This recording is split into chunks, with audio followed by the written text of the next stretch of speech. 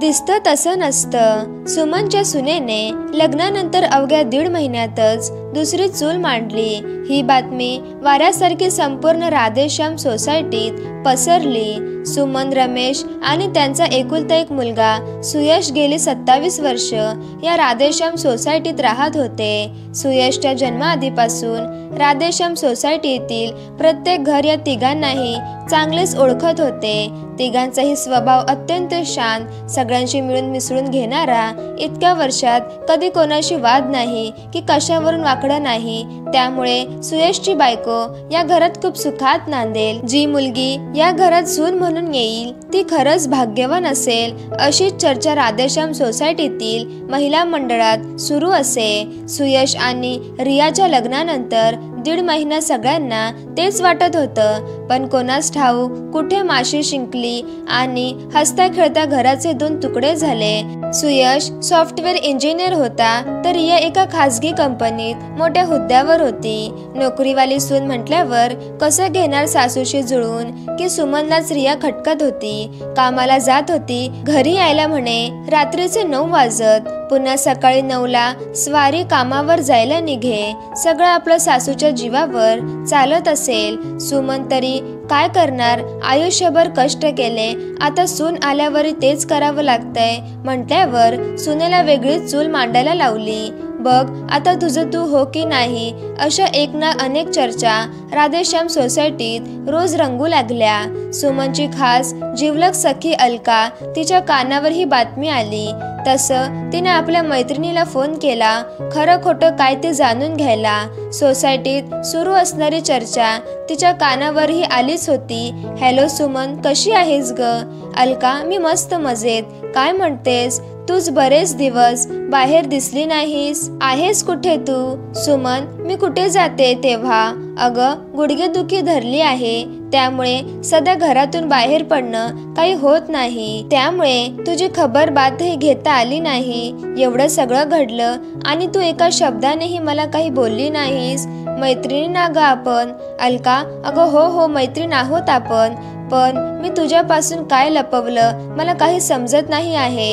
हे बघ काय आहे ते स्पष्ट बोल बरं. सुमन, ठीक आहे, स्पष्टच विचारते. रिया आणि सुयशने दुसरी चूल मांडली म्हणे. माझ्या कानावर बातमी आली आणि धक्काच बसला बघ.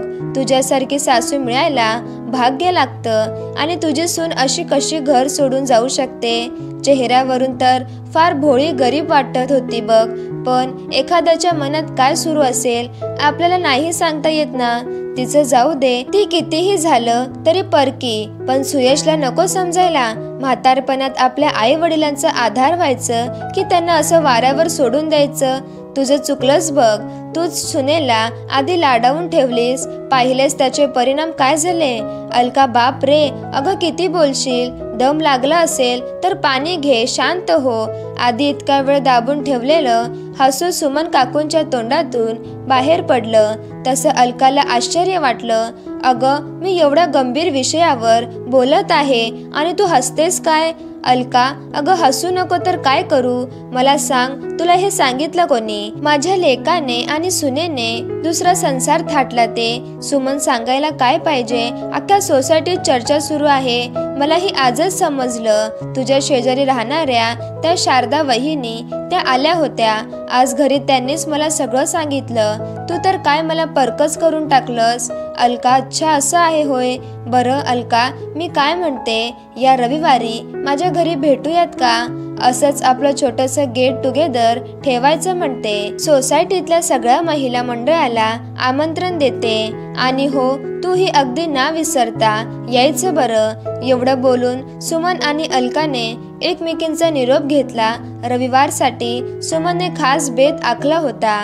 शनिवारीच तिने सोसायटीतल्या सगळ्या मैत्रिणींना फोनवरून घरी खास येण्याचं आमंत्रण दिलं आणि न विसरता यायचं, नाहीतर मी रागवेन अशी प्रेमळ धमकी वजा ताकीदही दिली. रविवारी सकाळीच लवकर उठून घर आवरलं. नवऱ्याला आज मित्रांबरोबर 1 दिवसीय सहलीला पाठवण्याची सोयही केली.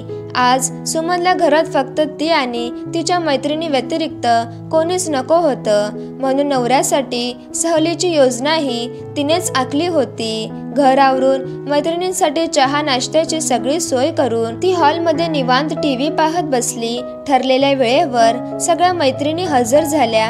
खूप दिवसांनी असं गेट टुगेदर भरवल्याबद्दल सगळ्यांनी सुमनचे आभार मानले. अलकाही होती सगळ्या मैत्रिणींच्या घोळक्यात. तेवढ्यात कोणीतरी म्हटलंच, बरे झाले तू आजचा कार्यक्रम आखलास. शेवटी तुझं दुःखी मन रमवण्यासाठी तू योग्यच मार्ग निवडला आहेस. आम्ही सगळ्याजणी आहोत तुझ्या सोबतीला. तेवढ्यात दुसरी एक जण म्हणाली, पण काही म्हणणं तुझ्यासारखी इतकी प्रेमळ सासू असताना तुझ्या सुनेने तुझ्या लेकाला तुझ्यापासून तोडलंच कसं? चेहऱ्यावरून तर नव्हती वाटत ग तशी. सुमनने तिचं बोलणं मध्येच तोडलं आणि म्हणाली, हो सगळं सविस्तर बोलू आपण. आधी जरा चहा नाश्ता करूयात का? मग निवांत गप्पा मारत बसू. हो चालेल की. तसंही आज सगळ्या जणी निवांत वेळ काढून आलो आहोत, हो की नाही ग? अलका म्हणाली. सुमनने बसल्या जागेवरूनच आवाज दिला, रिया चहा नाश्ता घेऊन ये ग. सगळ्या मैत्रिणी आल्या आहेत माझ्या. सगळ्या जणी अवाक होऊन सुमनकडे पाहतच राहिल्या. तेवढ्यात रिया ट्रे मध्ये चहा नाश्ता घेऊन आली. रियाला असं अचानक समोर पाहून सगळ्याच महिला अवाक झाल्या. इतका वेळ आपण रियाबद्दल काही बाही बोलत होतो, तिने सारं ऐकलं असणार असा विचार करून सगळ्यांचे चेहरे खरकन उतरले. वातावरण गंभीर झालं, कारण रिया अशी अचानक समोर येईल याची कोणी अपेक्षाच नव्हती केली. शेवटी न राहून अलका म्हणाली, हे सगळं काय आहे सुमन? काय प्रकार आहे हा? सांगते, सगळं सांगते. रिया आधी सगळ्यांना चहा नाश्ता दे पाहू. रियाने सगळ्यांना नाश्ता आणि चहा दिला. सुमनने रियाला आपल्या बाजूला बसवलं आणि बोलायला सुरुवात केली. खरं तर सोसायटीत माझ्या घराबद्दल चर्चा सुरू आहे याची कुणकुण मला लागलीच होती. त्यावर अलकाने फोन करून शिक्कामोर्तब केलं आणि म्हणूनच मी तुम्हा सगळ्यांचा गैरसमज दूर करण्यासाठी एकत्र बोलावलं. रियालाही काल ऑफिसवरून सरळ इकडेच यायला सांगितलं. तिनेही काही चौकशी न करता सरळ निघून आली. सकाळपासून तुमच्या स्वागतासाठी लागणारी सगळी तयारी मला करू लागली.